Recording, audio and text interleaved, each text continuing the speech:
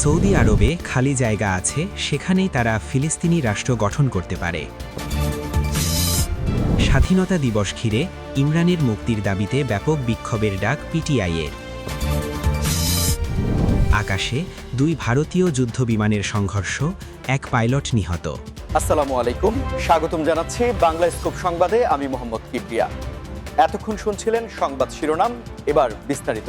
Saudi আরবে বিশাল খালি জায়গা পড়ে রয়েছে এবং সেখানেই ফিলিস্তিনিদের জন্য একটি স্বাধীন রাষ্ট্র গঠন করা সম্ভব, এমন একটি প্রস্তাব নিয়ে আন্তর্জাতিক মহলে নতুন করে আলোচনা ও বিতর্কের সৃষ্টি হয়েছে।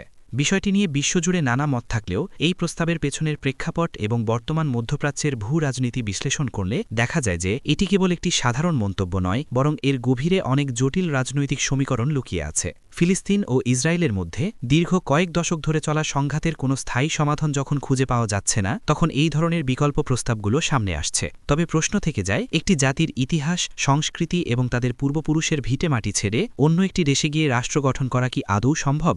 আন্তর্জাতিক বিশ্লেষকরা বলছেন, ফিলিস্তিনিদের অধিকারের লড়াই মূলত তাদের নিজেদের ভূমির অধিকার ফিরে পাওয়ার লড়াই, যা কেবল কোনো নির্দিষ্ট ভূখণ্ডের অভাব নয়। সৌদি আরব বিশ্বের অন্যতম প্রভাবশালী মুসলিম রাষ্ট্র এবং তাদের বিশাল মরুভূমি বা খালি এলাকা থাকলেও সেখানে একটি নতুন জাতিসত্তা গড়ে তোলা আন্তর্জাতিক আইনের পরিপন্থী হতে পারে। অনেকেই মনে করছেন, এই ধরনের প্রস্তাব মূলত মূল সমস্যা থেকে বিশ্ববাসীর নজর সরিয়ে দেওয়ার একটি কৌশল মাত্র।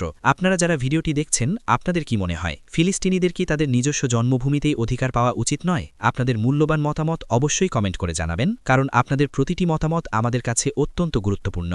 সৌদি আরব বর্তমানে তাদের ভিশন 2030 নিয়ে ব্যস্ত এবং তারা নিজেদের দেশকে আধুনিকায়নের পথে নিয়ে যাচ্ছে। এমন সময়ে এই ধরনের স্পর্শকাতর বিষয়ে কোনো মন্তব্য বা প্রস্তাব বড় ধরনের কূটনৈতিক প্রভাব ফেলতে পারে। মধ্যপ্রাচ্যের শান্তি প্রক্রিয়ায় দ্বিরাষ্ট্রীয় সমাধানই এখন পর্যন্ত জাতিসংঘ এবং অধিকাংশ দেশের কাছে গ্রহণযোগ্য পথ হিসেবে বিবেচিত। তবে ইসরায়েলের ক্রমাগত বসতি স্থাপন এবং ফিলিস্তিনিদের উচ্ছেদ প্রক্রিয়া এই সমাধানকে ক্রমশ কঠিন করে তুলছে। আজকের এই পরিস্থিতিতে দাঁড়িয়ে ফিলিস্তিনি জনগণের মানবিক দিকটি বিবেচনা করা সবচেয়ে জরুরি হয়ে পড়েছে। এই সংবাদের আপডেট পেতে এবং আমাদের সাথে যুক্ত থাকতে ভিডিওটিতে একটি লাইক দিন এবং আমাদের চ্যানেলটি সাবস্ক্রাইব করে রাখুন, যাতে গুরুত্বপূর্ণ কোনো তথ্য আপনার মিস না হয়।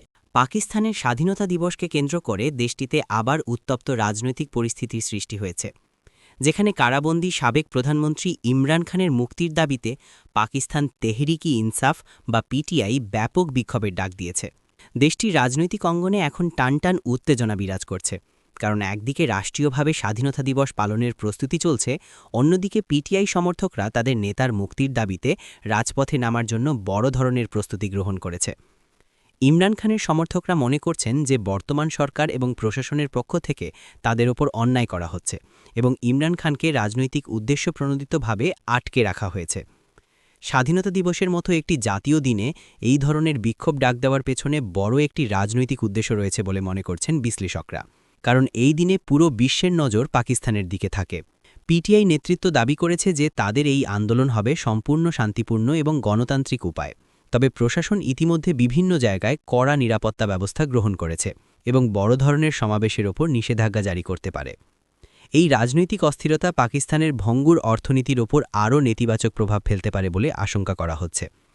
সাধারণ মানুষের মধ্যে মিশ্র প্রতিক্রিয়া দেখা দিচ্ছে। কেউ মনে করছেন যে নেতার মুক্তির দাবিতে আন্দোলন করা তাদের অধিকার, আবার কেউ মনে করছেন জাতীয় দিবসে বিশৃঙ্খলা এড়ানো উচিত। পাকিস্তানের বর্তমান রাজনৈতিক সংকটের মূলে রয়েছে ক্ষমতার দ্বন্দ্ব এবং বিচার বিভাগের ওপর চাপ প্রয়োগের অভিযোগ।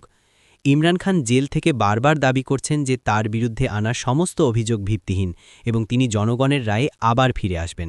এই বিশাল বিক্ষোভের ডাক আসলে ইমরান খানের জনপ্রিয়তাকে আবারও প্রমাণ করার একটি চেষ্টা। আপনারা যারা আমাদের এই ভিডিওটি নিয়মিত দেখেন তারা নিশ্চয়ই জানেন যে আমরা সবসময় নিরপেক্ষ তথ্য তুলে ধরার চেষ্টা করি।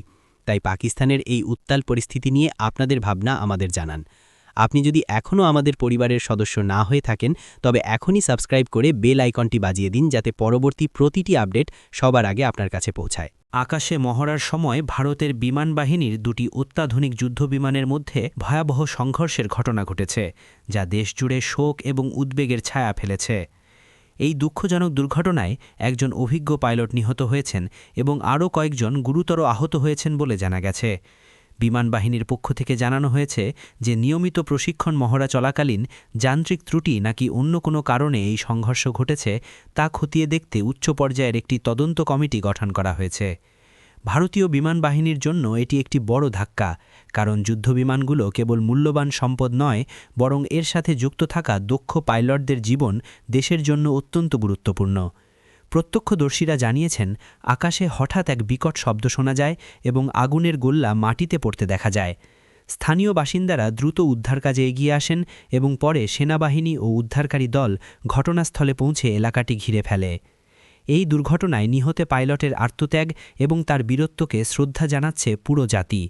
যুদ্ধবিমানের আধুনিকায়ন এবং নিরাপত্তা ব্যবস্থার ওপর এখন নতুন করে প্রশ্ন উঠছে, কারণ সাম্প্রতিক সময়ে এই ধরনের কয়েকটি দুর্ঘটনা ভারতের প্রতিরক্ষা খাতে উদ্বেগের কারণ হয়ে দাঁড়িয়েছে। বিশ্লেষকরা মনে করছেন, যান্ত্রিক ত্রুটির পাশাপাশি অনেক সময় তীব্র গতির মহড়ায় সামান্য সময়ের ব্যবধানও এমন বড় দুর্ঘটনা ঘটাতে পারে। যারা দেশের আকাশসীমা রক্ষায় দিনরাত কাজ করে যাচ্ছেন, তাদের জীবন রক্ষায় আরও উন্নত প্রযুক্তি ব্যবহার করা প্রয়োজন বলে অনেকেই দাবি তুলছেন। এই মর্মান্তিক ঘটনায় শোকাহত পরিবারের প্রতি আমরা সমবেদনা জানাই। আপনারা যারা ভিডিওটি দেখছেন, বীর পাইলটের আত্মার শান্তির জন্য একটি লাইক দিয়ে শ্রদ্ধা জানান এবং কমেন্টে আপনার সমবেদনা প্রকাশ করুন। প্রতিরক্ষা বিষয়ক এমন আরও সব ব্রেকিং নিউজ এবং বিস্তারিত বিশ্লেষণ পেতে আমাদের চ্যানেলের সাথেই থাকুন। আজ এই পর্যন্তই। আমাদের সাথে থাকার জন্য আপনাদের সবাইকে অসংখ্য ধন্যবাদ। ভিডিওটি ভালো লাগলে শেয়ার করুন এবং পরবর্তী ভিডিওতে আবার দেখা হবে।